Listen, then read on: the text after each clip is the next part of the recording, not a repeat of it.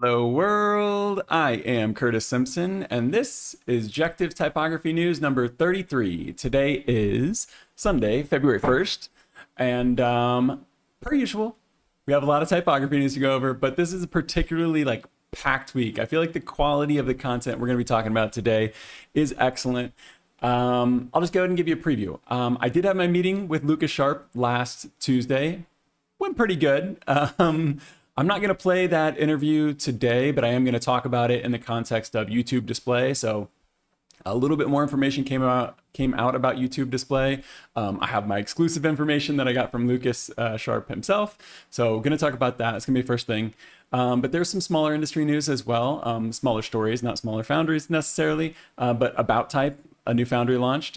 Swiss Typefaces launched a new licensing system, which I think is excellent. Love to see that. I'll get into it. Superior Type has a new website. Font Relay is a new beta tool website by Otherwhere Collective that I think is pretty cool and somewhat similar to what we saw from Motion Fonts last week, but doing a little bit different. I feel like they're cousins more than they are like siblings. And then we got a good update to FontBase. I know not everyone probably uses FontBase, but I'm going to show you why maybe you should consider it. And none of these things are sponsored. None of the stories will ever be sponsored for the news, but they are all linked in the description. So if you want to skip ahead, you want to follow along. If you're watching this in the future, I'm going to have chapters, so look for those. Let's carry on. A bunch of events, so many events that I didn't even link all of the events. What I did was I pushed my staging website live so that you guys could just go and see the same website that I'm clicking on the last few episodes to go through all of the events. A lot of upcoming events. A lot of workshops and things like that. So that's cool for people that want to learn type design, but there's still some free events and online stuff as well. Conference season is coming up. So conferences aren't this month, but they are starting to pop up with not pre-sales, but early bird pricing and stuff like that. So I'm going to go over 3 different industry conferences that are coming up in the first half of this year. Postamp Grotesk. So this was a typeface by Fontfabric that we talked about 2 episodes ago in number 31. They messaged me this week. They had updated the font based on some criticism that I gave in that episode. So I think it's really cool. We're going to look at the update. Again, one of those nice to see things in the industry. I'm really positive on the type industry. Yeah, just in general, obviously I wouldn't be, well, I mean, I would probably still be doing this. I would still report the news, whether things were going good or bad, but I see things going very well. Let's carry on. Keeping the same format this week. Not going to do any of the new releases that didn't make the top 5 cut, but there were a lot. Maybe I'll just read out all of the things I cut this week as soon as we get through this.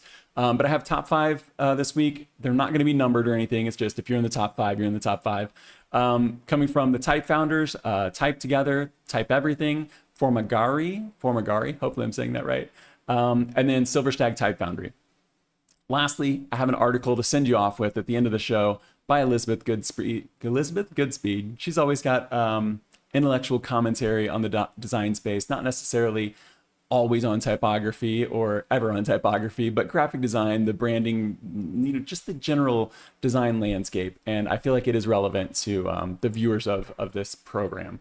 So let me see if I can read you the things that we cut this week, because the things that I cut this week are going to give you a standard for what we're going to be getting into. There was a Michael Beirut retrospective video on It's Nice That also. I think that was hosted by Elizabeth Goodspeed. There were 2 books announced. Identity is Variable book, it was announced. Plain Text 3 was available for pre-order. Fontwork added italics and retalics to New Den. These ones I'm reading right now, they got cut. They're not going to be linked in the description, but check these out if you want. Noel Pretoris did a very nice essay or article on AI and type design. Per usual with these AI essays, there wasn't really a real conclusion. AI can be used for good. AI can be bad. But I did find it interesting. I did read the whole thing. Font licensing trap. This was on Design Week. I apologize. Look for it if you want. But it was written by a lawyer, and I thought it was really interesting because the lawyer involved had been a part of all sides of it.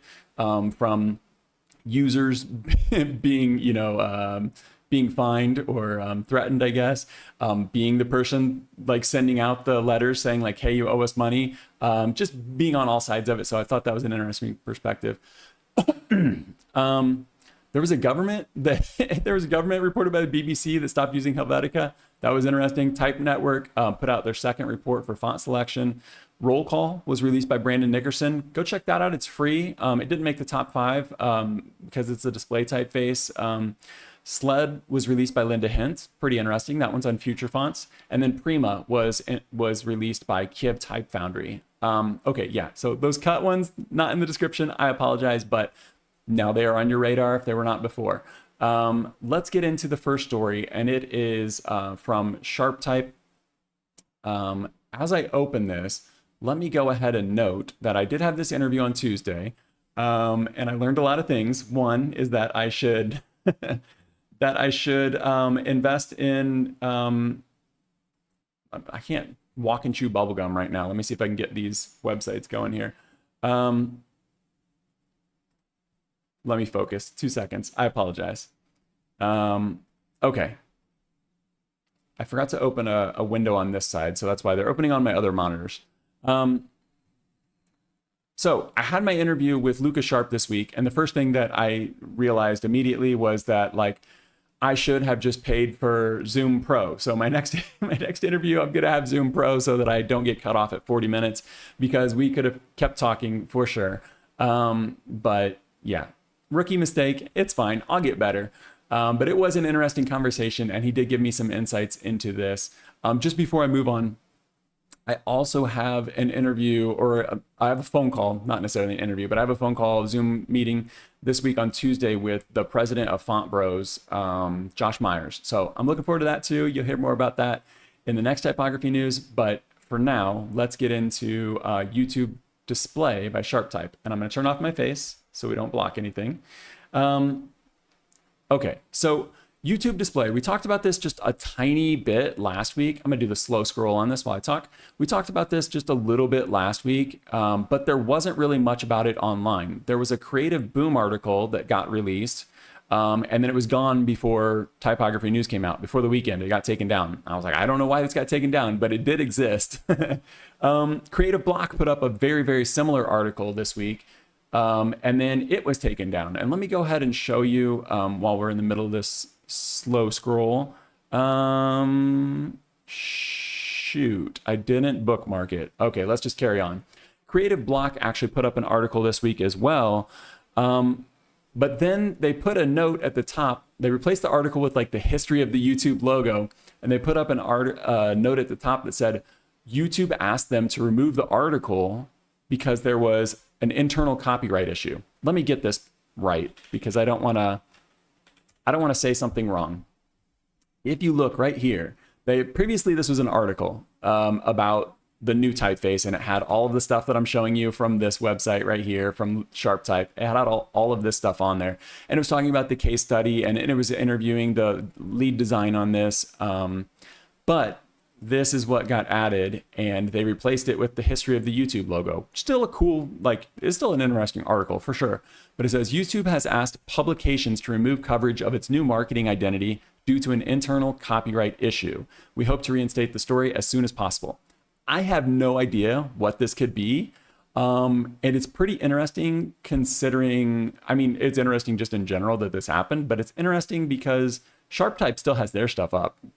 And I'm not sure if this is going to get taken down. But I don't know. It just seems strange that that a company as big as YouTube wouldn't have their copyright I's dotted and their T's crossed, it seems like they would have everything perfect before they release something like this. I'm going to pause here for a second because this is the typeface that was actually, this is what they created. They created 8 fonts, 8 styles in this one typeface for YouTube Display. It goes from regular at the bottom all the way up to black at the top. And if you've been paying attention, you can probably tell that this is built off of the YouTube logo. Let me scroll back up real quick. So you can see the YouTube right here. This YouTube logo, let me just give you a little bit of a in-depth, I guess. The YouTube logo was originally created by one of the co-founders. It was originally based on alternate Gothic.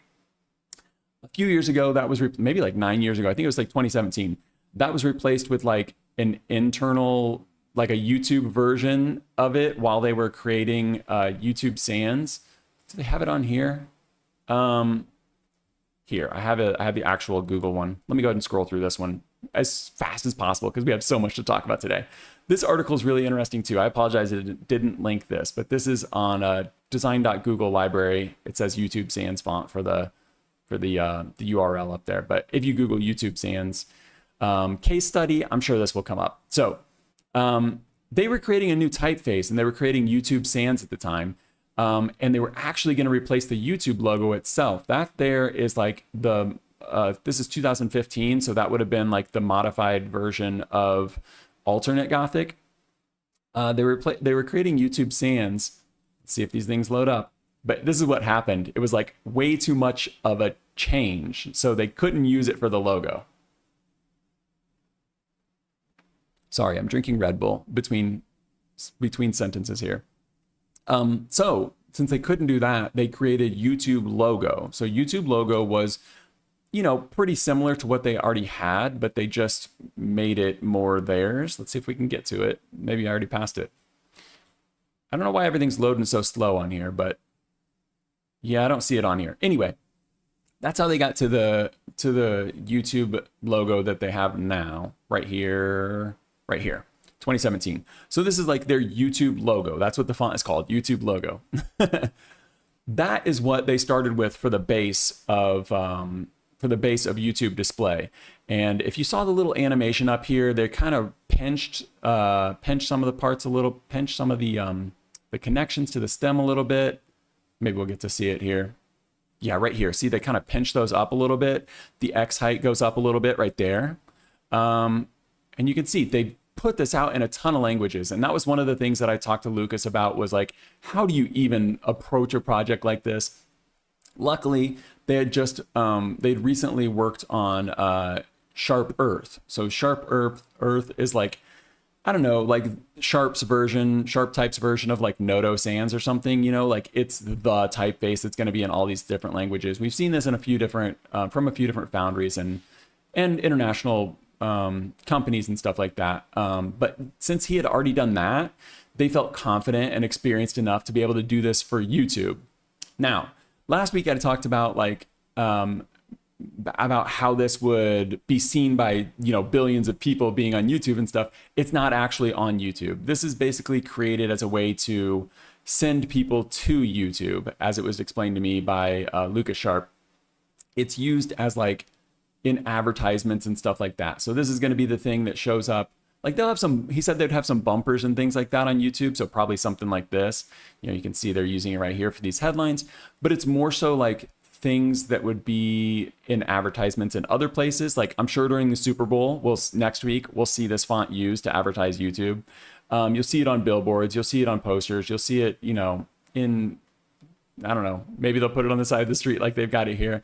But that's what it's going to be used for. It's going to be used for that kind of stuff. He did mention like doing the actual UI font would be like a dream job. But I'm interested to learn more about why those articles were taken down. I mean, I know it says there was an internal copyright issue, but I am interested to figure out what that might be. So this is YouTube Sans. I do have more coming on my interview with Lucas Sharp, but for now we're going to stop there. I apologize. This is YouTube Display.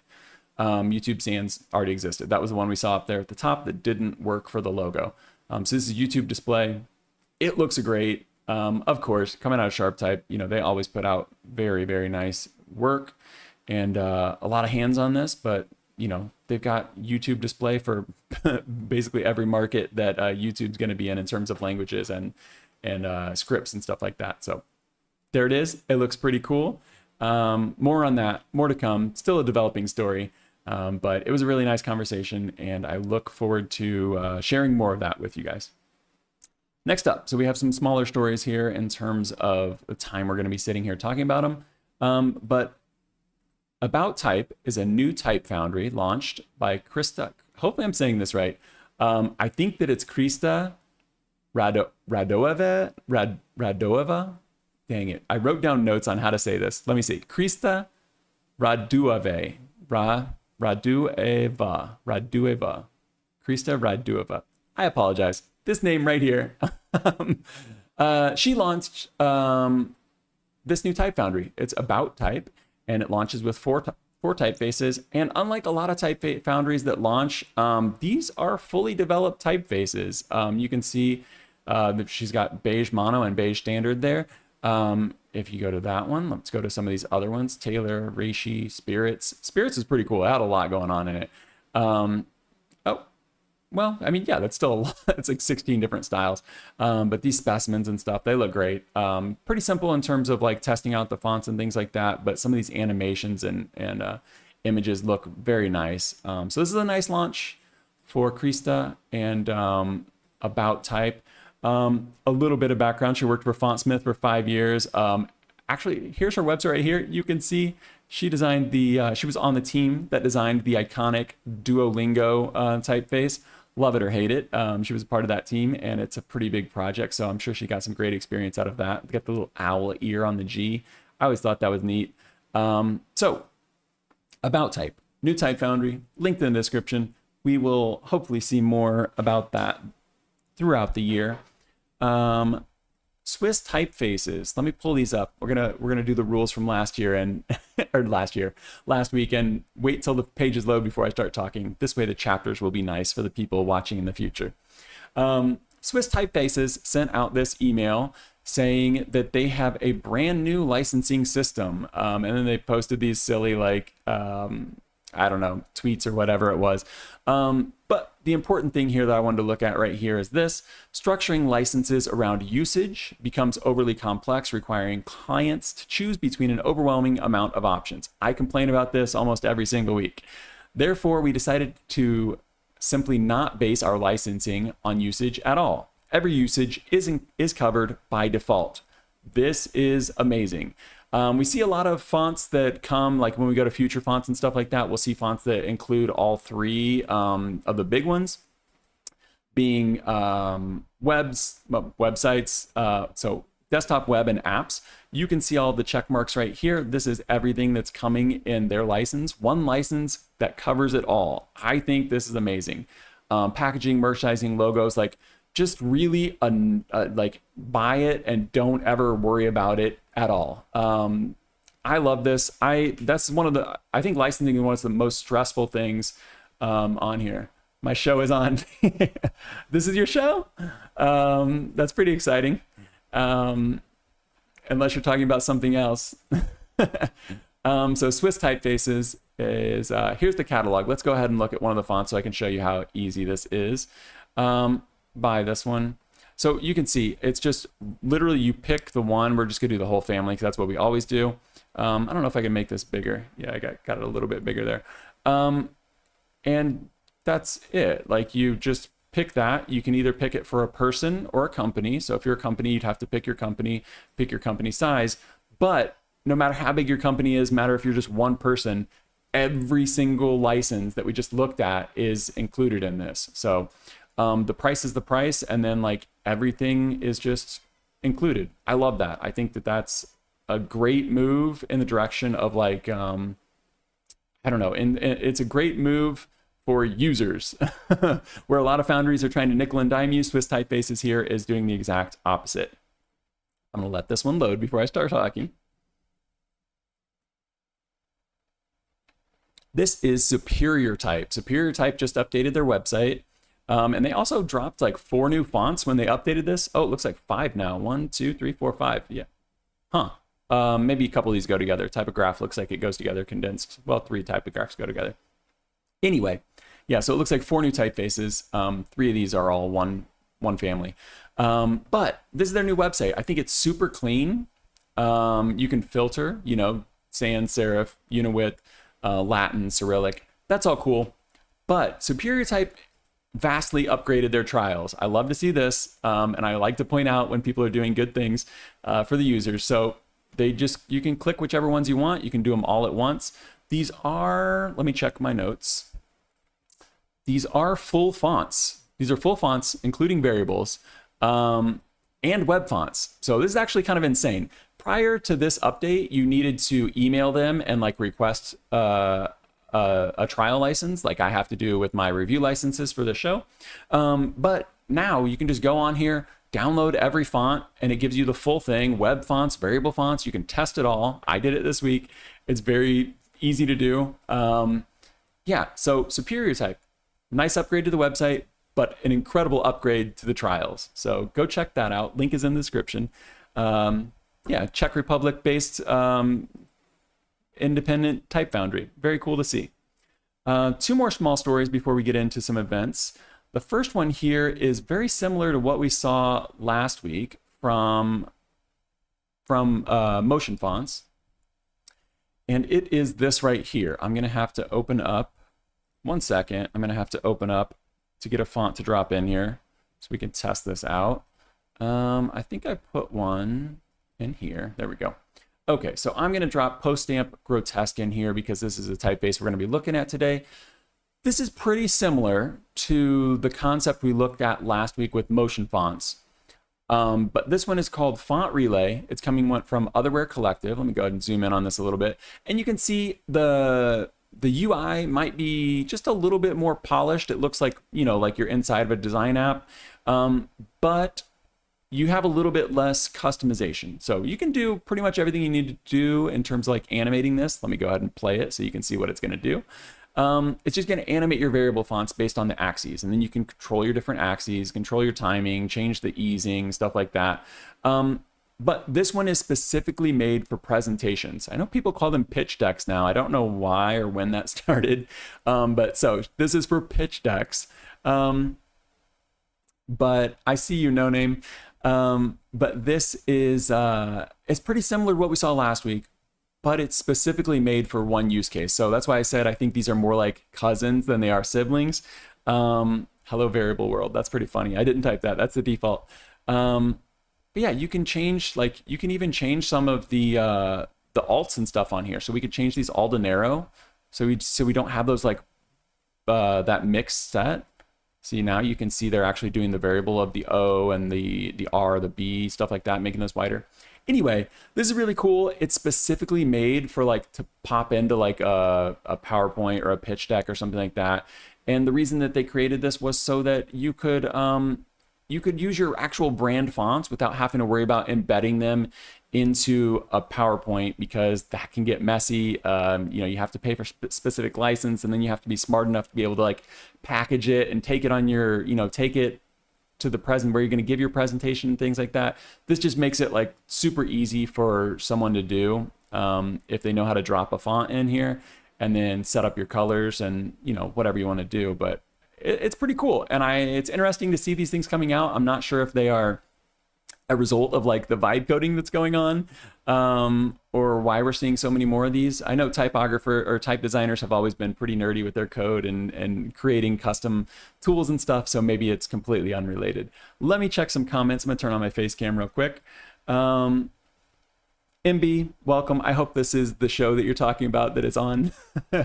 No Name says, first time here on a live video, quite interesting. Never got the opportunity to learn about typography, so this is quite fascinating to go through your content here. I appreciate it.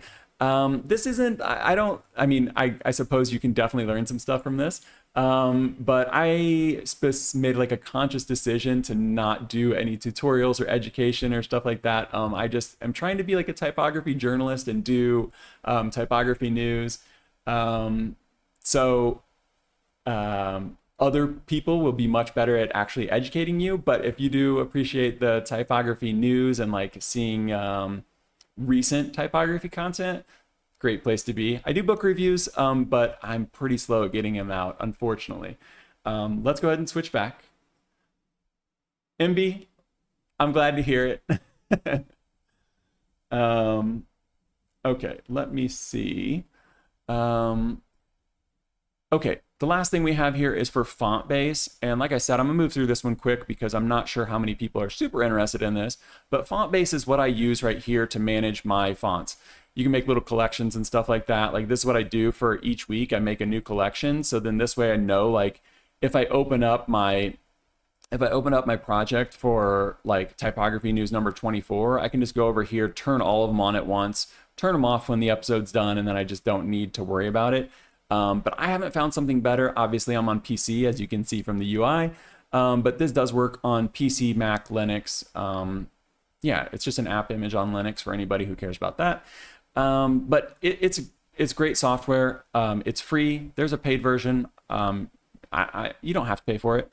I don't. I've tried it out a few times paying for it. I don't feel like I necessarily have to have those features, but they introduced some like font licensing stuff. So I think this could be really cool for teams because it can keep track of like your seats and things like that, which is nice. But what's really nice for me is this right here. Keep fonts active on app exit. So prior to this, let me go ahead and show you this. So I got Postamp Grotesk right here. If I go to number 33, I have Postamp Grotesk. That's how you can see it. It's turned on right there. Previously, if you were to like quit the app, these fonts would just disappear. I guess I should have turned it off before I did this. But now you can actually close the app. So I don't know if anybody uses, I mean, probably a lot of you guys use Creative Cloud. If you use Creative Cloud and you don't have it running in the background all the time on your computer and letting them do all their telemetry and process and stuff, then whenever you close it, the fonts just disappear. So let me go ahead and show you how this used to work. Deactivate all fonts, boom. So if I would have done this before and I quit the app, the fonts disappear. So this is what used to happen. So now you no longer have to have it running. It's so much better. I'm going to have to go back in and fix this. Maybe that was a bad thing to do on stream, but I did want to point out that it actually does work. And there they go. They're back.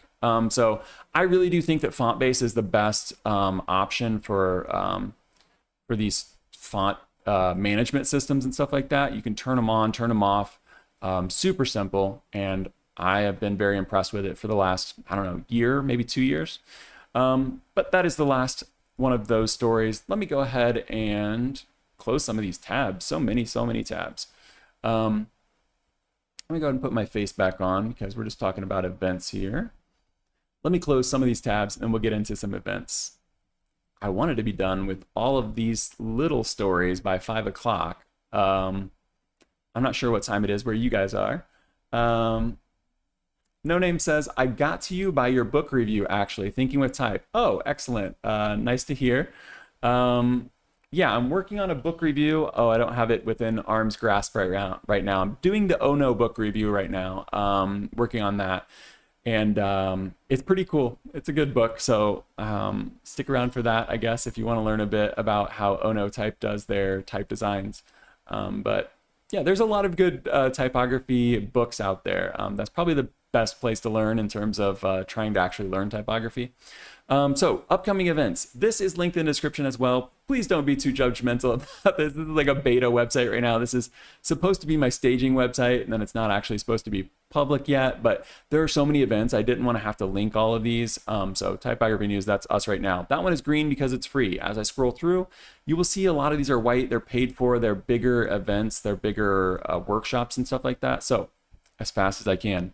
Cooper Union has an advanced type design open studio, it says here.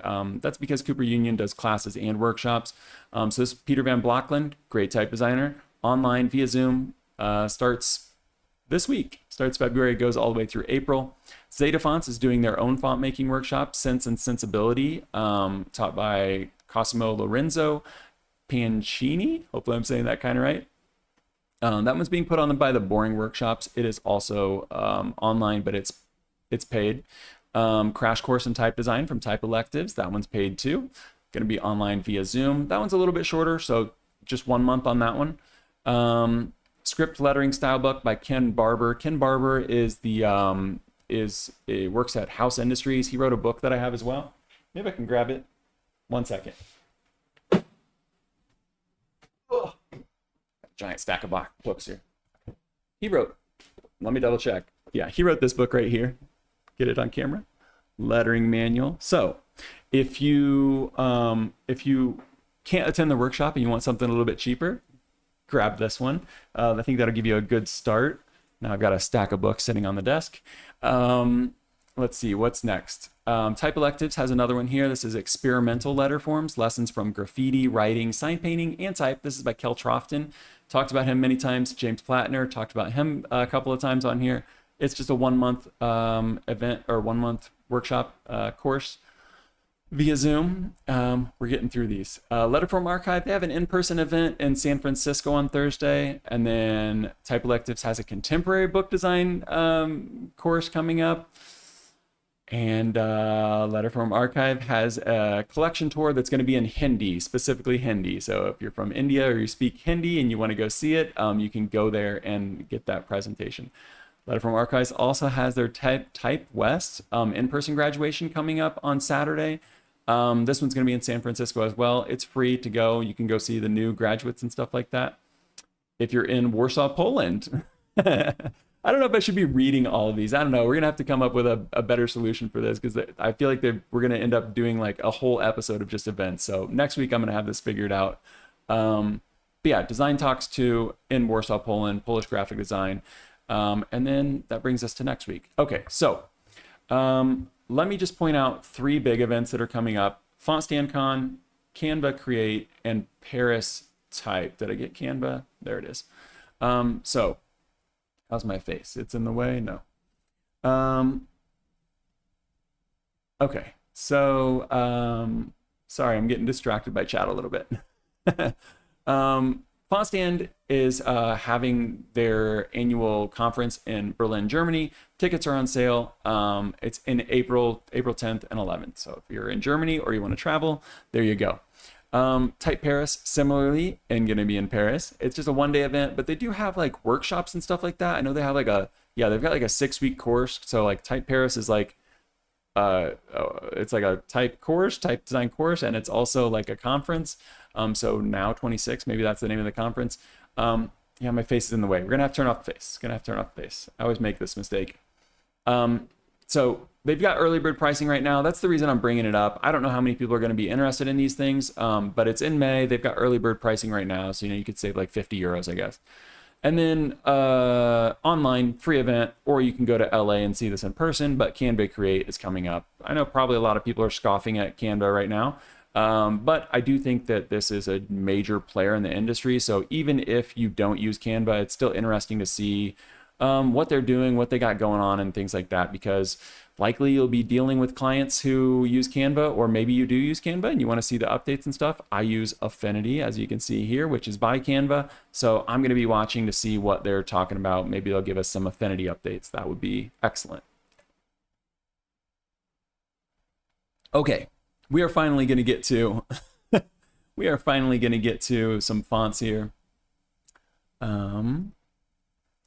Okay, so 2 episodes ago, we talked about, let me let this load. 2 episodes ago, we talked about Postamp Grotesk, and I talked about how I really like this. There was a really cool story that I didn't necessarily get into too deep about how it was pulled from this postage stamps and stuff. Let me see if I can pull that up real quick. Let me pull this up. Typography News 31. I apologize. Okay. Oh, and I don't have any of them added, but you'll get to see a preview. I really shouldn't be doing this right now. We're so crunched for time today, but let's see how fast these load. As I'm talking about how good it is, we'll see if it actually works. Was it not on this one? Yeah, here it is. Okay, so it was based on, see how good FontBase is? So it was based on this stamp right here is where they pulled it from, and I complained because the O's in this one, so this is gonna have the old font in it, the O's in this one, or anything that like would get bigger, if you were to type them out, you couldn't actually choose what one you wanted. So say you wanted this, say you wanted like the big one and you only wanted the big one and you delete all of these, or maybe you wanted to say like books.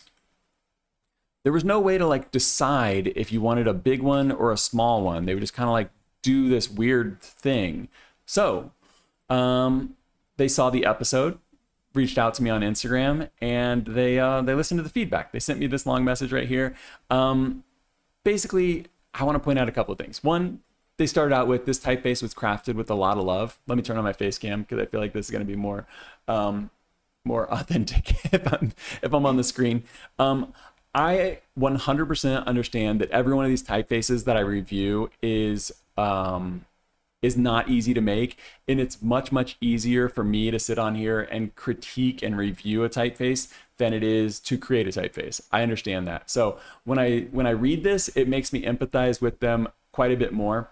I really try to keep myself separate though as a journalist from I don't want to say like from getting too friendly, but like I don't want to feel obligated to anyone to like show something because I like them or these types of things. So whenever I'm reviewing fonts, I really have to just cut it out, just be like, the font is the font and not really care about who made it, or how nice they are or how mean they are. I've reviewed fonts from people that have been kind of rude to me before, and I've given them positive reviews if the font is good. But they did have a good point here. So like when they were developing the code, I'm just reading this here, it says like they were trying to maintain a rhythm of like wide and narrow letters. So by default, when you type this out, let's just go ahead and switch this books. While you type this out, if you switch to like the mixed version, I like the bold one, so let's go bold. If you switch to this and we leave it on the regular one, it has this like, it does its own thing like we just saw. So like if you're typing the O's, it figures out the rhythm on its own, and they had a certain rhythm in mind for what they wanted. I'm just gonna make sure my face isn't in the way anymore. So I understand that they had like a way that they wanted it to work, and you can see this up here. This is the default how it would be. Fontfabric on Instagram. It looks fine. It's fun. It's, you know, it's kind of random. You don't necessarily have to do any work to make that happen. But what if you have something like we talked about before, where you have books and you wanted the O's to be big, and right now instead they're making the B's big? What you can do, what they changed, they added these different toggles over here. So first of all, turn off discretion, or turn off contextual alternates, because that's how these things work. So you have to turn that off or turn them on. I turn them off, so then everything gets wide that possibly can get wide. And then what you can do is select the characters you want, make them narrow. So if you just wanted all of the B's to be, or all of the O's to be big, you could do that. This was a headline that I saw. Let me go ahead and pull this up for you real quick. Did that not pull up? What happened? There it is. This is a headline that I saw on the Creative Boom Instagram. It says Lego, I never know what to do with these X's. Lego X Crocs is here. And these are ridiculous, like absolutely ridiculous. They're like those big red boots that came out a year ago or whatever that people were wearing in the front row of NBA games. But I thought, that's really like coincidental that we just saw that. So let me test how to do that here. And I think it works pretty well. And it's easy to do thanks to the new changes. So let me go ahead and show you what it looked like by default. You'd have on your contextual alternates, you turn off this. So this is what it would look like if you just let it do its own thing. We want the O's to be big though, not the G, not the C, the O, the R. So what you do, like we said, turn them all on. I can just select all of this and make all of it narrow if I want. The cool thing about this is what we saw earlier is that this is a variable slider. So like you can make anything. Let me go ahead and do this real quick. You can animate this like we just saw a second ago in Font Relay. So this is on a slider. If you don't want them to be super wide, you can make them a little bit wide. But anyway, just do it like that. Select your O, make that one not narrow. Select your O, make that one not narrow. And there you go. So I love this. I think this is a great improvement to the font, to Postamp Grotesk. And I'm really appreciative that Fontfabric listens, that they watched the episode and then they listened to the feedback and weren't like, didn't take it personal. Because it's really easy when we receive criticism to take things personal, but instead they listened to user feedback and they made the change. I just put these teams on here because I thought it was, if you were doing a bunch of like a big list, like I was imagining, like what if you want to type out like all the WNBA teams? If you were doing that, you're obviously probably not going to have time to go in and like change all of them. So like, let's just see what it looks like by default. And I think they achieved like their rhythm and stuff by default pretty well. You could still go in and like alter a single letter at a time and stuff, but I think this looks pretty nice. And I think if you were doing a bunch of headlines, you would just leave it on default. But if you're doing a headline like this, where you only want the O's to be big, you want to write books and you want the O's to be big, it's nice to have that control now. And I really, really, really do applaud them for making this change. So shout out to Fontfabric. They're linked in the description as well. let us get moved. Let us get moved. Let us move on to the new releases. And there are 5 really great ones. Like I said last week, I've started this new, how would you say this? New format where I'm just doing like the top 5. Sometimes I'm going to shout out some of the other ones that released, but this week we just had too many good stories to even bother with anything other than the top 5. Sorry. Trying to get a drink of water. Pretty awkward. Okay, so this says Red Rooster collection. If you scroll down, it's part of the Ludlow collection. All of this is owned by the Type Founders, so I'm just going to collectively refer to this as like being by the Type Founders. We've talked about them in another episode. Don't have time to talk to them here, but I am going to shout out, let me do this real quick. I'm going to shout out Tiffany Wardle because she helped me so much this week, understanding what this font was, getting me a review license on this, just getting me names of people that worked on this font, because sometimes on these websites you don't get a lot of information. So you can see this website's basically just a lot of testers and things like that, which is great if you want to test it out. But if you're like me and you want to learn more about the font, there's not like a great way to do that on this website. So it is available from roosterfonts.com, or they have their typographer app, where you can, it's kind of like Adobe Create. It's kind of like Adobe Fonts, where you can sync your fonts and things like that. Unfortunately for me, it's only available on Mac OS, but you guys could test that. You guys could test this out. I did cover this when it first released, so I'm not going to do that now, but I did just want to point out that it's also available through the typographer app. But we're going to be looking at it from Rooster Collection. We're going to be looking at like the full prices to purchase and stuff like that. So I am going to have to skip over. Look at all those alternates. I'm going to get distracted so easy, but like I am going to have to skip over a lot on this one, but you could really, really, really dive down a rabbit hole with Tempo. So the font is called Tempo. I don't even know if I said that. I apologize. This is Tempo by the Type Founders. I have so many links because I probably spent, I don't even know how many hours I spent this week going over this typeface, but let me go ahead and show you a few different things real quick before we hop into the actual font. We could look at the Wikipedia. You can see this was created in 1930, but I think that this article here by Josh Corwin is actually much better at like talking about Ludlow, and specifically Tempo right here. We can see another typeface designed to fit Ludlow's matrix technology. So Ludlow was like, all of these type foundries started out as like machines. So there was like the Ludlow typographer, and then there was like the monotype machine, and there was the linotype machine. Ludlow started out as machines, and so that's why he's saying the matrix technology here. Okay, so is Middleton's Tempo Italic. So we can see right here that this was a versatile font family, blah, blah, blah. Geometric sans that was inspired by earlier ones, Urbar Grotesk, Cabell, Futura.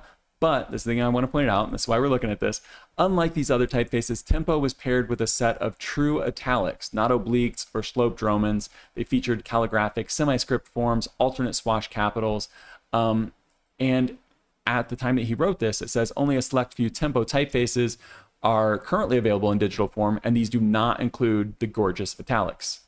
Now they do. Let me show you a few specimens by Stephen Coles real quick so you can see what he's talking about here. So these were the italics that were included. So Stephen Coles posted these. He didn't make these, obviously, but he posted these on his Flickr. And you can see some of the italics here, and you can see how they have like these little swashes on the B and stuff like that. I just want to show you the original so that we can compare it to the real thing. But let me go ahead and give you some details as we slow scroll through some of these specimens right here. The specimens are very nice. This was designed originally by R. Hunter Middleton, obviously not alive anymore. But this new version was designed by who's who, Joanna Correa. We talked about her from Novatype and Legato Studio just a week or two ago. Rob Keller from, let me double check. Rob Keller, I had a conversation with him. He's from Moda Italic. Really cool. We covered a very nice typeface of his last year. And then Jill Pashota, has been all over the place, but I think currently she is on the board of directors for Type Network, and she's the vice president of Type Founders, and obviously still doing some type design if she's working on Tempo. And then the kerning was done by Sebastian Caraway, and the engineering was done by Stephen Nix from Aerotype. So you've got like assembled the Avengers basically to make this one typeface. It's got 60 styles, 3 widths, 10 weights, plus actual italics on it, like true italics. Glyph count of 681, 41 layout features, which is crazy. You can purchase from the Foundry, like I said, and you can get this on the Typographer app as well if you're on Mac. If not, the price on this one is $742 for the full family. That's going to be like all 60 weights plus variable. But you can also do, I mean, you could buy these like individually and stuff, so you're not spending quite as much. The license is okay. I don't love that the, let me go ahead and show you real quick. I don't love that there are yearly subscriptions for web and app. So desktop is fine, perpetual. Web and app, they're yearly subscriptions. A lot of places are doing that. I mean, if you're doing Adobe fonts, you're always on subscription. But I don't know, these can get pretty pricey doing this, because if you're doing a web for 10,000 page views a month, you're at this now costs you $740 every single year. Whereas if it was just a one-time purchase, it would be what it is. But yeah, so that can get expensive. But if you like the typeface, or if you like this version of Tempo, that's how you have to get it. I accidentally have the italic version on here. But let me go ahead and show you a few different things. I'm going to spend a little bit extra time on this one than the others because it has so many features. But yeah, so you can see this looks quite a bit like the fonts that they were talking about, Futura, Cabell, even a little bit like, oh gosh, I don't know. I can't think of the font that I'm trying to think of right now. I can't think of the font name. Metro is the one. So Metro, Cabell, Futura, and you can change the vibe of it quite a bit with all of these stylistic sets on the side. So I'm going to show you the variable axis real quick, and then we'll get into all of the features. So the first variable axis is the width here. So you can make it pretty narrow. Like that gets pretty narrow. We're going to keep it on 100 though. And then you can do the weight. I love a nice hairline. I felt like we had never seen a hairline or haven't seen a hairline in such a long time. 3 weeks in a row now, we've got these really nice hairlines. And you can only do this, I've said this before, you can only do this if you have a great skeleton, because this is what everything is built on. But like, these just look great. And I mean, geometric sans serif might be one of the easier ones to do a hairline, but you still have to be perfect. And then I particularly love a big, fat, bold geometric sans. Okay, so let's get into some of the features here. I made these specifically simple because all the specimens were so nice this week. There are so many of these. I'm just going to go through them incredibly fast. Straight M's. So there are like 6 different M's on here, but got an alternate for the M, alternate for the W. I really like this crossing one. I'm going to go ahead and leave that on there. Now I better take it off in case there's another alternate for it. Vertical stem on the A. I know these are like little changes, but this is all of the stuff that you can do just to get a ton of character out of this. You can get like the more Futura style J and the T on here. So you can get the T without the little curl, or without the little, I can't even think right now. You get the alternate K. You can get the more Frutiger style K rather than having that tiny little crossbar in there. You can get the angle top on the T. You can see that lowercase t there. You can get the angle top on it. Let me go ahead and find the other T. You can also get the straight angle top. You can do a sloping E. So you're almost getting like a little bit of avant-garde in this one. You can get that sloped E in there. That's kind of cool. I mean, you wouldn't want to use it for everything, but it's pretty fun for like a headline or a logo or something. Got the alternate G. We've got the legacy. So there are some big ones in here. So this is like, they're calling this one legacy pointed A, and you're getting all of these. So there are 2 different versions of this. Let me go ahead and scroll out a little bit. So hopefully you can kind of see that. They're doing the V's, they're doing the N's. Anything that would have a point, like Futura, they've got a toggle on here for you to turn on the alts and just do all of those points all at once. Excellent. They also have extra pointed. So let me go ahead and zoom in on this and we'll try to show you both of them. So this is the extra pointed one. Let me go ahead and do this one. And this is like the legacy one. So this one's just a little bit wider, a little bit more breathing room. But the extra pointed one is like really, really sharp. You can see that? Okay. And also the facet on there is just a little bit wider on the other one as well. So extra pointy. I know not everybody's going to be like as excited about this as I am, but this is like the cool, like if it was possible to have like the last geometric sans serif that you need, like this feels like it's the one. Like if I could only choose one and I had to choose today, I would choose this one just because it does have all of these different features on it. It just, I don't know. You can do like the angled ends on here. Is Cabell the one that does this? I think. See how they've got those diagonal endings on there. They've done it on the R as well. That's pretty cool. Like you could just do so many different things with this to where I'm gonna have to stop going through all of them. But you could do so many different things with this to where it wouldn't even feel like the same font for 2 different clients, 3 different clients. I don't think these are real small caps. No, the weight's not heavy enough. But you saw everything that this thing has. It's crazy. Hello, I don't know how to say your name. Kate. Hello again. K8S9E. I'm just going to call you Kate. Welcome back. Yeah, we're just finishing up on tempo. Got to move on. This is one of my favorites from this week. Obviously, there's only top 5, but I put my favorites up front because I want to make sure that I have enough time to show them some love. That's nothing bad about the last 4 that are coming up. Yeah, I had a hard time choosing though, so that's why I don't have a number 1 this week, because Archibrazo right here, this one is amazing as well. And I've got some of the alternates turned on already on accident. We got to turn those off. As you can see, this is very calligraphic. Archibrazo. This one is coming from TypeTogether. And we're going to get out of this and we're going to go to the website, but I do just want to kind of give you a vibe check on this one. You can see it's basically the exact opposite of tempo. You know, it's very calligraphic, it's very old school, and it's very, very, very cool. I'm going to go ahead and pull up the website. Here we go. Not the one I wanted, but we'll get through it. So, like I said, this is by TypeTogether, and it is Archibrazo. This is created by Ruben Fontana. It comes in 13 styles. I'm going to go ahead and give you the details. Let's go ahead and give you the details. I was slow scroll this one here. Comes in 13 styles. It is static. There's no variable on this one.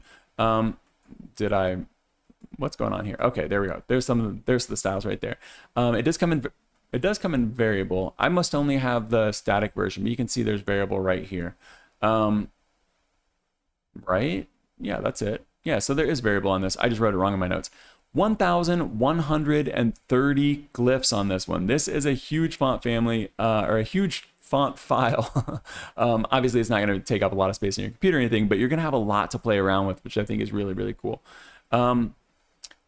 It's got 27 layout features. You can purchase from the Foundry directly, but they do get fonts on Adobe Fonts pretty quickly. Let's just go ahead and play this while I talk to you.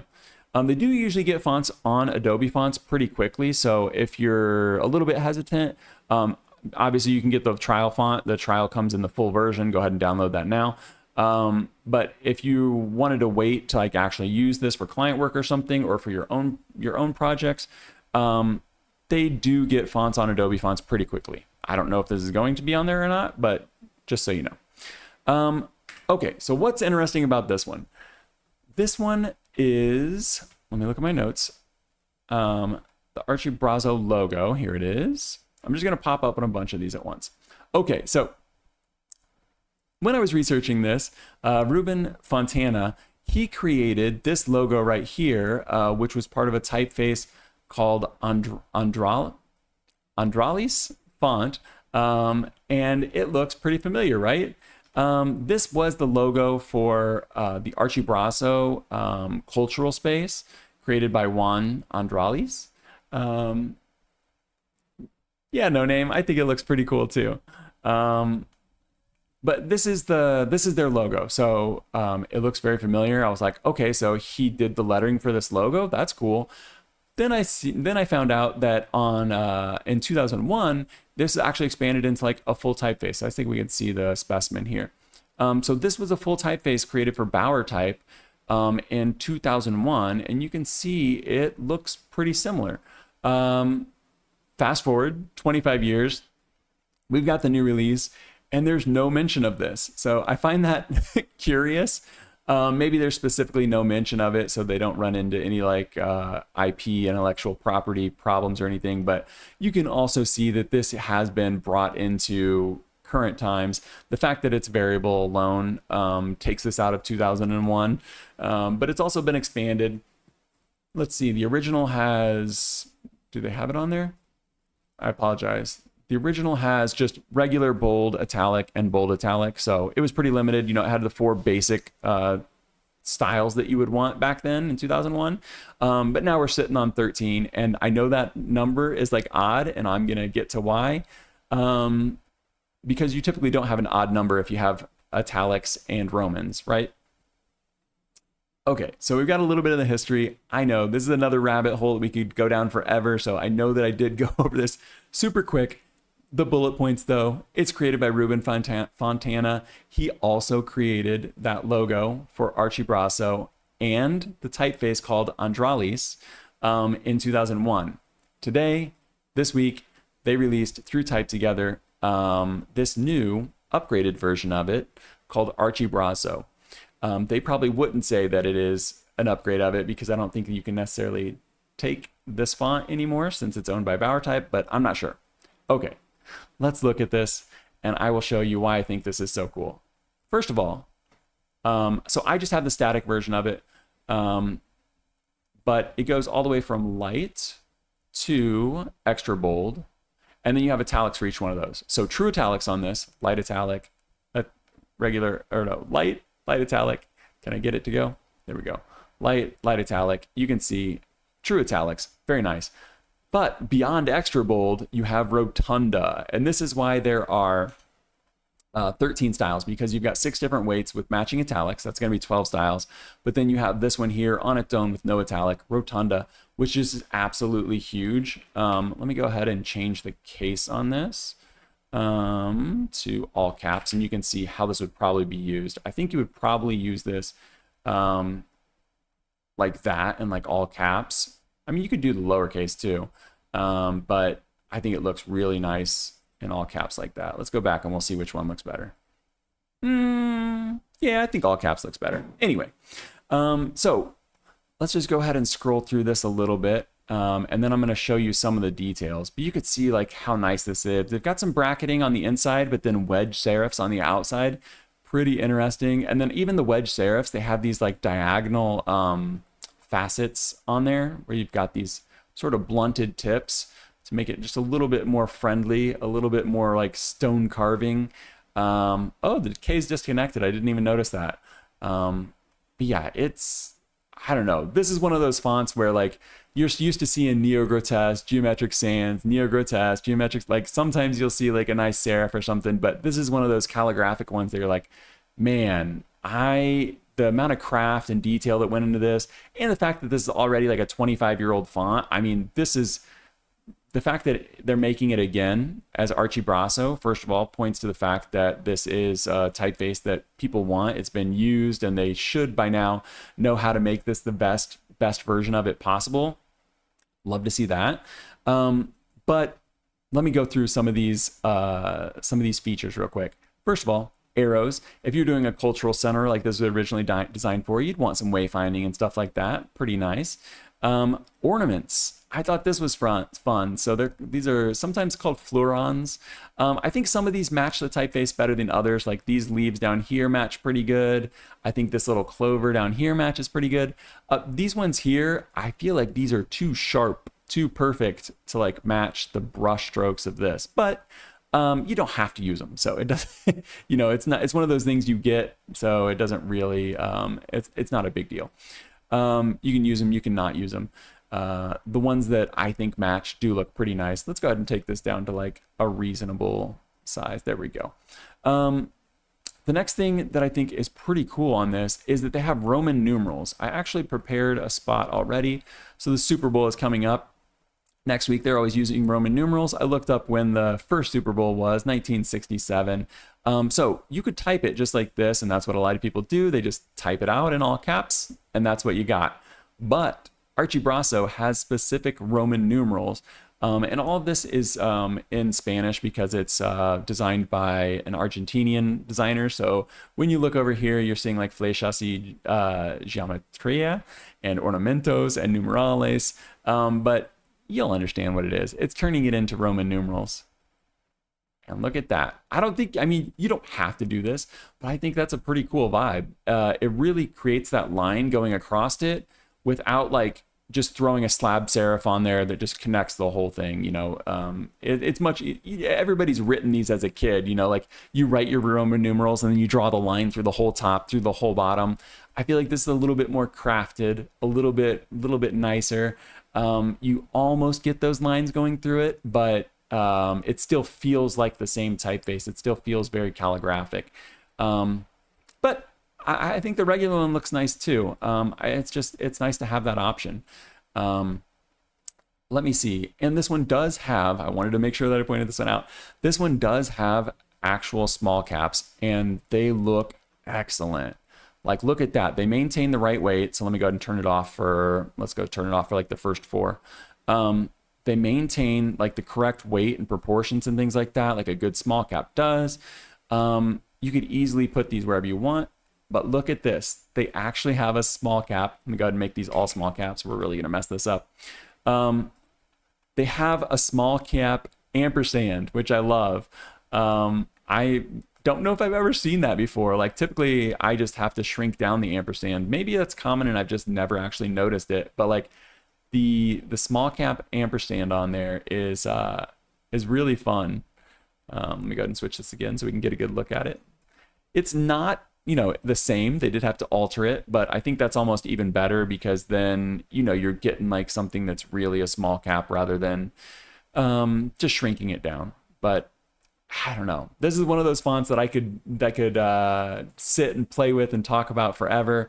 But we do have 3 more in the top 5 to get through. So this was Archibrazo by Ruben Fontana, published by TypeTogether. I think it's very, very nice. As does No Name. The next one we got coming up is from Typeverything, and this one is called Berry. I think I'm going to do the same thing. Since we're finishing on these, I'll just give you a little bit of a preview and affinity, then we'll go over to the websites afterwards. Let me get a drink of water and we'll hop into Berry. Okay, so I'm just going to give you a quick preview of it. You can see what it is. It's they referred to this as a friendly flared serif. And I would agree with that. You can see these little flares here. Someone might push back on this being a serif font, but I think when they do have these flares like this, I think that is typically considered to be a serif. Yeah, in the same way that like black letter is technically serifed. Love the crossbar and the K. I do think it could create like some legibility issues with the H, but I love to see the crossbar and the K. I'm not sure what it is about it. Maybe it's just because it does kind of break the rules, but anytime there's a font with a typeface with the crossbar and the K, I like to point it out. The P, I love this nice big P on there. You can see it does go lower than the R. That's how you would design it to balance those out. I don't know that I'm sold on this Q, but it's pretty nice. Okay, so you're getting an idea of what's going on. I'm going to come back to this because similar to the other typefaces that we looked at today, this one does have some really cool alternates that can change the vibe quite a bit. Look how short those descenders are. Yeah, they really pushed this one to the limits, but this it's a beautiful font. It's a beautiful typeface, Berry. Let me go ahead and show you. This one is variable, just before we go. This one is variable, but I only have the static version. So we've got 8 different weights, light all the way down to heavy. Looks pretty nice. That's some good interpolation there. So I imagine if you did have the variable, this would be very nice to animate. I'm going to go to the website. Let's go ahead and type everything. Is that what I wanted? Maybe I wanted the Instagram. Let's see. I'll go ahead and give you the details as I slow scroll through this. Like I said, this is from Typeverything. I'm not sure how to pronounce these names because I don't speak French. So, Andre Robu, we're mutuals on a lot of social media. I apologize, I don't know how to say your name perfectly. And Christy Bourdenu. I will try to show their names at the bottom here, and you can read them for yourselves if you speak French. So like I said, 8 weights, it is variable, but I don't have the variable version. I only have the static. These specimens, though, are beautiful, and this is why I didn't even bother to make like specimens, mock-up specimens in Affinity this week, because these specimens this week are just next level. The top 5 really, really knocked it out of the park. 642 glyphs on this one, 16 layout features, purchase it directly from the Foundry. There are no trials, but they did provide me with a review license so that I could show this to you guys. Obviously, I can't use that for anything commercial or personal. Like anytime that I have a review license, it's just to review the font and show you guys on the channel. Look at that ampersand. I love that. $199 for the full family on desktop, which I think is reasonable for what you're getting here. And they're showing you too, like in all these different colors and stuff, they're showing you how you can like really get completely different vibes out of the same font. I love that little hot dog too. That's really fun.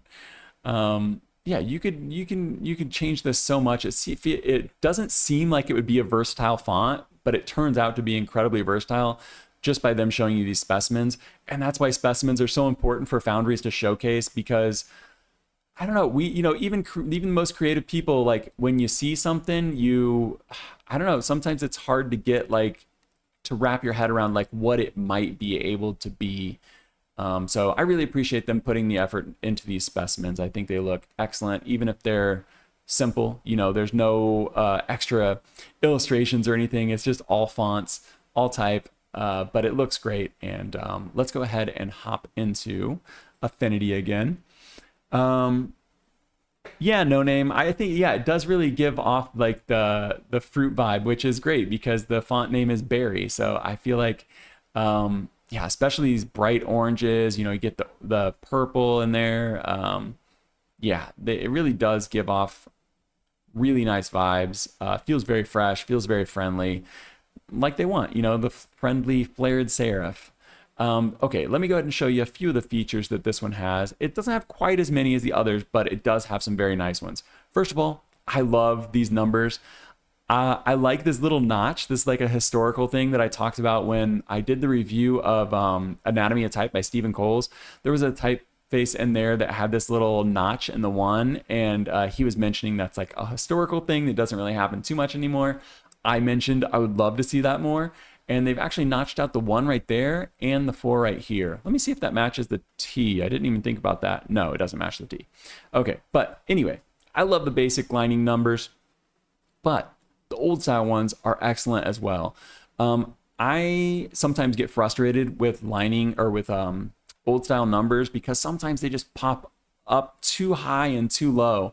I think that these made like an excellent middle ground in terms of like feeling like they match the uppercase and lowercase. Like you can imagine these in here in line of like a text, but they differentiate enough, but they're not like crazy high above the X height and crazy low below the baseline. So I think did an excellent job with that. Again, this one's coming from Typeverything. But let's go on to some of the stylistic sets here. So they've got 4 different ones I'm going to go through, and I'm just going to kind of be zoomed out a little bit as I go through these. So the first one here, stylistic set number 1, is taking off those ball terminals. So if you like the font, but you're like, I don't love the ball terminals on there, get rid of them. You can see it's doing it on all of the ball terminals. It looks like it's not taking it off of the lowercase c, but you're getting rid of it on a lot of these. Does it get rid of on the A? Yeah, you get a lowercase or a single story A there. So you still have a few of the ball terminals on there. You can see them on the V, the W, but you're getting rid of it on a lot of it. And you're actually changing the ampersand here and the Z. That's really interesting.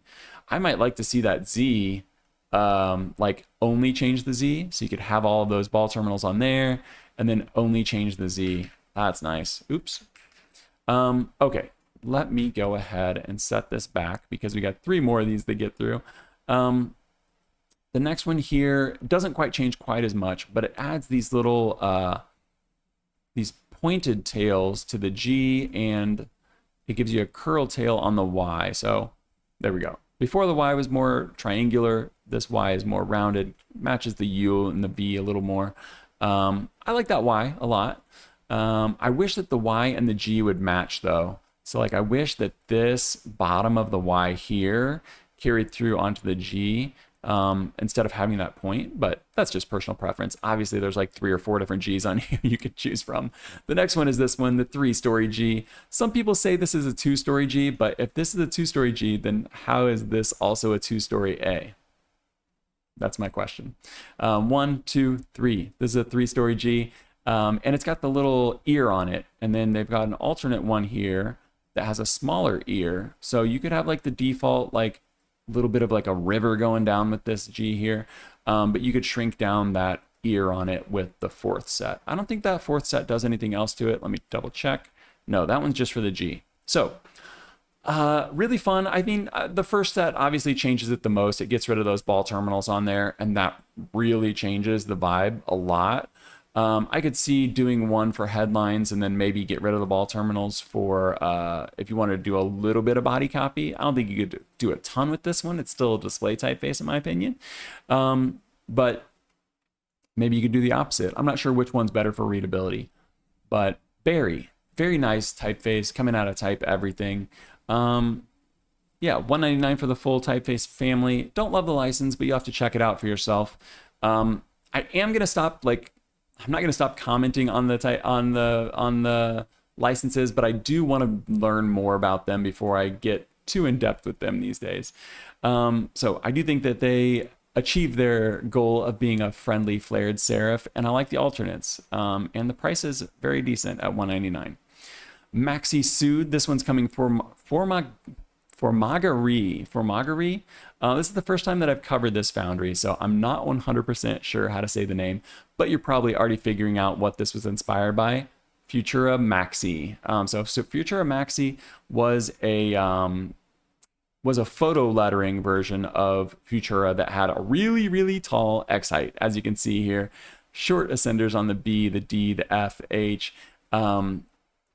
This is Futura-ish, but it's inspired by Futura Maxi. I think they also noted a few other ones here. So inspired by Futura Maxi, Avant-Garde Gothic Condensed, and Futura Condensed Extra Bold. I was going to compare these, but I already knew that we were going to run out of time, so I went ahead and deleted that page.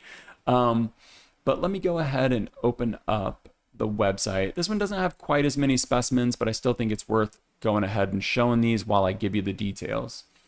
Bold weight looks great, yeah. Okay, so I gave you the preview already. This one has 18 total styles. It's got 2 families with 9 weights each to it. So this one doesn't have, let me just scroll back real quick. This doesn't have italics. It just has thin all the way up to black.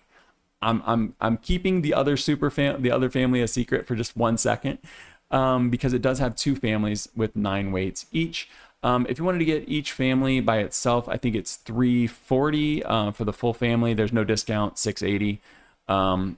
But maybe you'd only want one, maybe you'd want both. I think if you just wanted Futura Maxi alternative, Maxisud could be very nice. This is Maxisud right here. And if we click this right here, Maxisud Ink Trap. So this is what caught my attention. We see Futura alternatives all the time. And I'm not even like a big ink trap guy. Like, I don't necessarily like ink traps that are aesthetic only, and I'm not even sold on this one, but I do think that it's an interesting aspect or element in this typeface right here, Maxisud Ink Trap. Let me get a drink of water.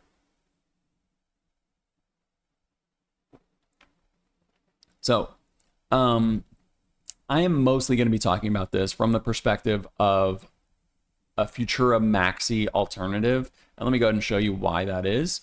Because right now, the only Futura Maxi that you can get, like if you wanted the actual Futura Maxi, are these 4 weights that are coming out of my fonts. They've got light, book, demi, and bold. But if we go over here, like I said, we've got 9 weights on this, thin all the way up to black. And this one is static. There's not variable, but that's okay.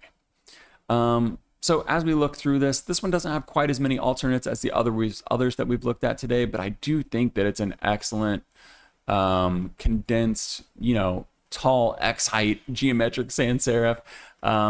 It feels a lot like Futura because that's what it was inspired by, but you do get some of those other elements in here. So this is Futura Maxisud. Let me check my notes real quick. 726 glyphs on this one, 20 layout features. Let's check the alternates real quick. We've got a couple of alternates on this one. We've got an alternate S and an alternate A. So let's go ahead and put these next to each other. So the alternate S is going to have the horizontal cuts on it. Boom. I think that could be useful. I prefer the horizontal cuts like Helvetica, but I think this one could be useful if you were really trying to like pack things together real tight. Oh goodness, I hit the Windows key instead of my Alt key to kern it. I apologize. Okay, let me check my thumb real quick. If you wanted to get these in like super tight, this S makes way more sense, right? Like that makes sense. But let me go ahead and fix my kerning real quick. Goodness. Okay, let me fix this. Okay, I apologize.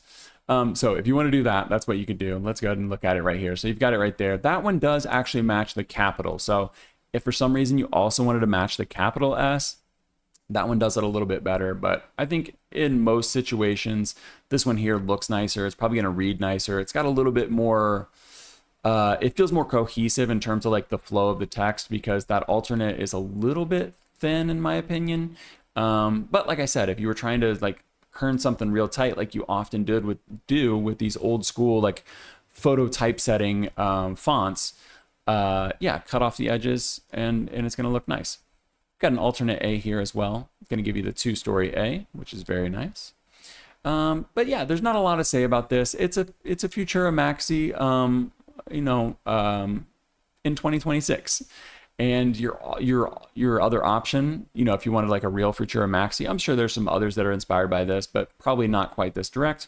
Was only 4 different styles coming out of my fonts. So I think that it's nice. And the last one here. Oops, let me erase this part. The last one here is coming from Silverstag Type Foundry. This is the Silver Edition. And I'm going to be 100% honest, I was not sold on this one when I first saw it, and I will absolutely explain why.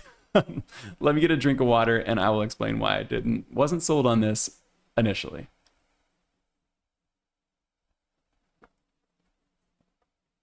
Here's why.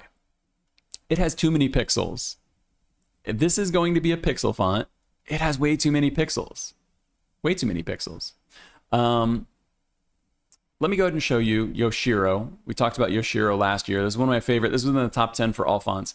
You can see this is Yoshiro on the top, and this is Yoshiro Pixel on the bottom.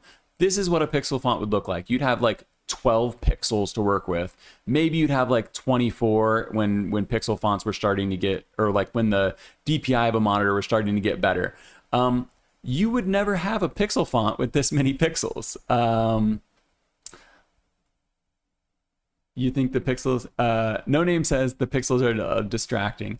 Yeah, I think when you are like zoomed out like this and it's really small, it just kind of seems like jaggies, like there's not anti-aliasing on it. But yeah, so you wouldn't have this many pixels to work with because there's at least 50 that you can see here. If you look at the descenders, then maybe you're looking at like 72 or 80. I'm not sure how many pixels Alan was working with on this one. But let me explain why I came around on this. I was thinking like, what would the use case be for this? Like, when would you possibly do this? And I was thinking about like the old school video games, like the screens that would load up before like the actual game started. So I was thinking about these old school fonts that were on here, and there's probably better examples than Batman Returns, but this is the one that I was thinking of because like this game, I remember just being like having so many pixels to it and feeling so different from like other ones. This is on Sega. This is giving you a little bit of insight into how old I am.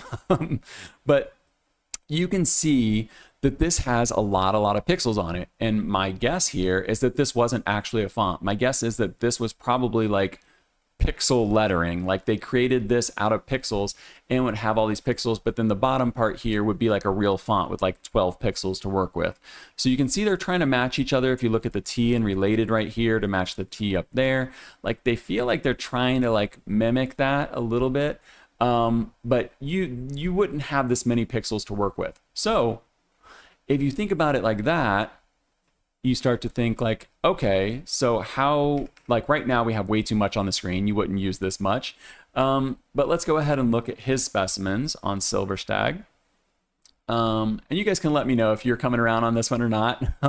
I have no dog in this fight. So if you don't like it, if you do like it, both are absolutely fine. But let's go ahead and show how he shows this off in the specimens, because I think that gives us a good idea about what the intended use case is. I should also point out, this is part of the Silver Editorial. So this is the pixel version of it. But if you look at that top there, that is the original Silver Editorial. So these are editorial typefaces. Silverstag does a lot of great editorial serif typefaces, just like, well, more than just serif ones, but some really great serif editorial typefaces that have a lot of ligatures and alternates and just some cool stuff. But you can see how you can combine the two perfectly here. Let me go ahead and scroll back just real quick.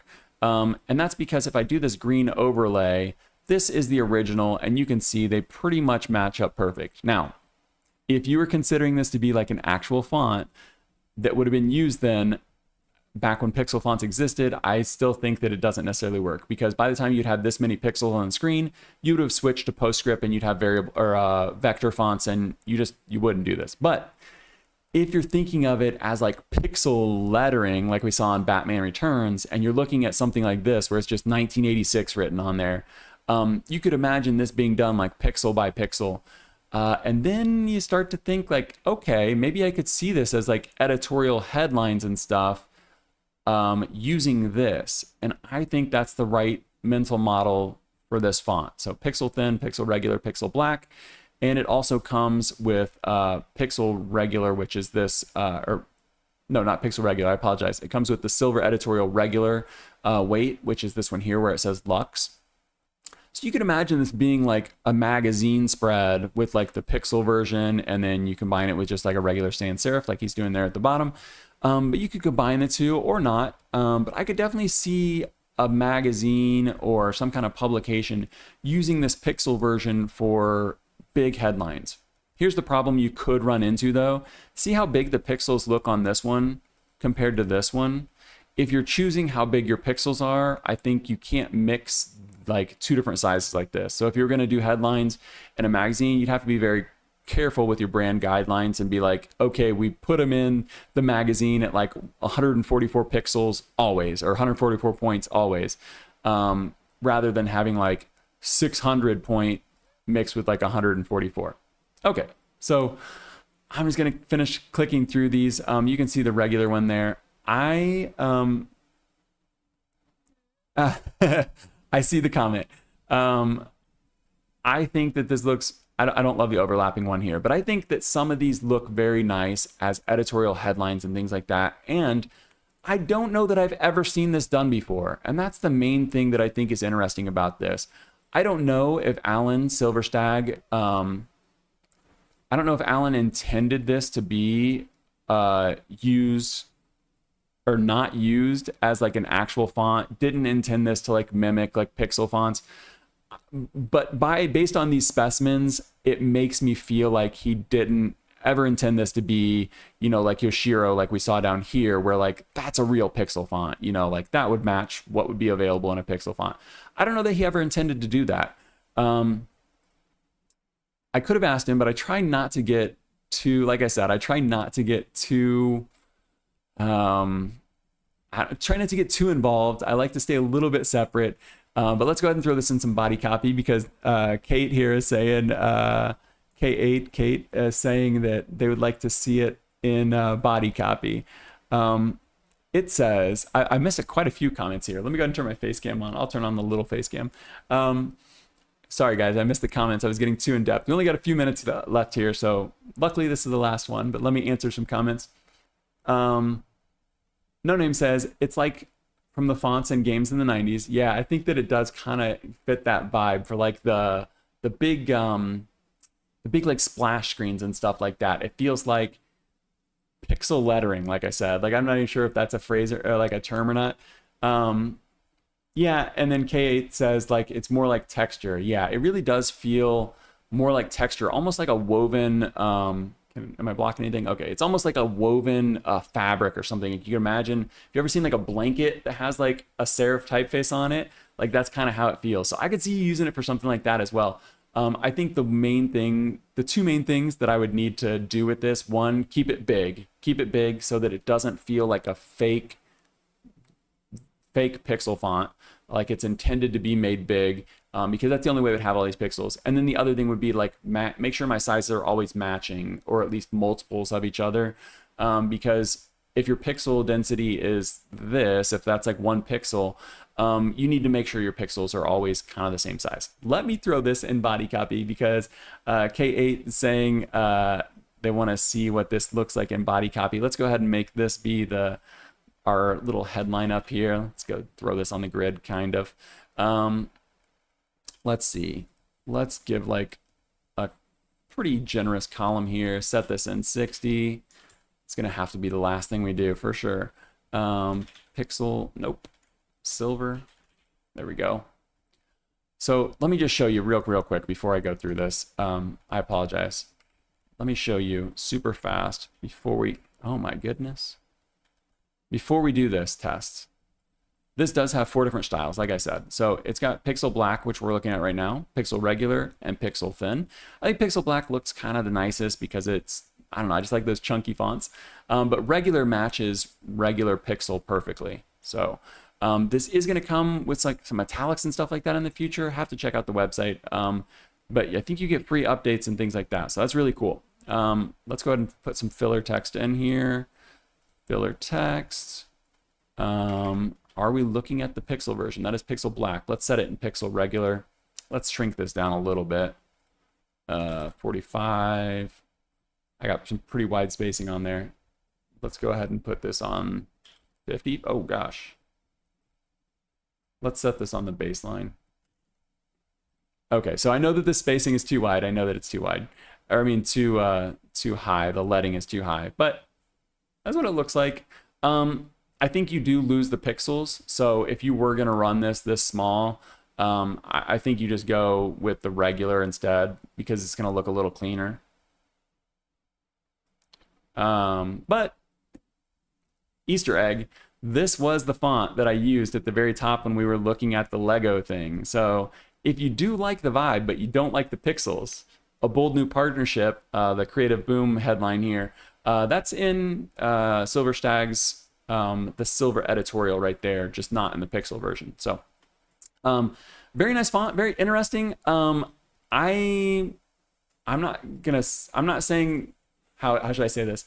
I was wary about it in the beginning. I'm a little more on board now. I think that it's really interesting, but the main thing I find interesting about it is that I've never seen anything like this before. I've never seen a pixel font done with this many pixels, and it feels very intentional. It feels very intentional based on these specimens. So I really do feel like it's supposed to be like we saw with like the Batman Returns. And I think it's really cool that he planned this to perfectly pair with the original Silver Editorial, and even included the regular weight of the Silver Editorial. So let me go ahead and look right here. So it does say free updates included for all buyers. Let me get my face out of the way. Free updates for all buyers. Everyone who purchases will receive italic versions of all 4 styles above very soon for free. So right now this is $84 for the family with all 4 styles. You're going to be getting another 4. You're going to be getting all the italics to match that very soon. So I like that. That's very nice inclusion, and it kind of gives you like an incentive to be like an early investor in it, I guess. But let me check the chat real quick. It says, No Name says, now it doesn't seem as pixelated. Yep. And K8 says, I agree. Yeah, so it looks like we're all on board. I would just use the regular one if I was going that small. But it didn't look horrible. Like, it didn't look pixelated, but you know, when you're printing that, it's not going to look as clean as the regular one. But really interesting typeface. Maybe I'll hear from Alan this week and he'll explain what was going on. But I think we had some excellent typefaces this week. I do have an article. I'm just going to have to pop this on the screen and then we'll turn it back off.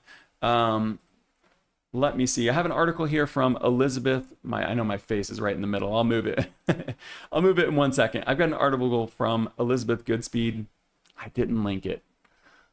Elizabeth Goodspeed. It is called The End of Analogue. And I've got this really zoomed in right now. But this article was pretty interesting. I agreed with most of it. But her idea here was like, there's been this concept with AI making like everything so perfect. Her basic premise is like making a fake version of analog things. Like I've used True Grit texture supplies on illustrations before. You put it on there, it looks kind of aged, kind of cool, but you don't actually have to sit it in a box somewhere for like 40 years to make that happen. Stuff like that, where you're doing like this faux version of human interaction, like an analog thing, like handwriting scripts that aren't really handwriting, or lettering that's not really lettering. Her premise was like, if we're trying to be authentic by doing these things, like what are we doing? Like we're making a fake version of something to try to appear to be more authentic. It's a good read. I'm doing a bad job of explaining it. Go check it out. Elizabeth Goodspeed always has very intellectual essays and stuff. She's editor-in-chief at It's Nice That. I think they call it something else, like editor at large or something. Anyway, that is this week's typography news. I apologize if it was a little bit sloppy here and there, but I'm digging the new format, and I think that it's going to make this work a lot better, knowing that I only have to do like the top 5, and then I can really focus on those. We need more rule-breaking things, says K8. I agree. Yeah, on typefaces. Yeah. I agree. The rule breaking is fun, and it was fun to look at some of those typefaces today that that weren't like the typical geometric or neo-grotesque sans serifs that we see all the time. We saw some people breaking the rules, and it was fun to see the pixel font, even if at first glance I thought it wasn't what it should be. I was wrong. I think I was wrong. Okay, so I'm 5 minutes over. This was Typography News number 32. I will 98% sure be back next week. The Super Bowl is next week, so if I'm gone next week, that's why. But I intend to be here. I do this way earlier than the Super Bowl airs. And I know most international people don't care about the Super Bowl at all. So I should be here. If I'm not, I'll see you in 2 weeks.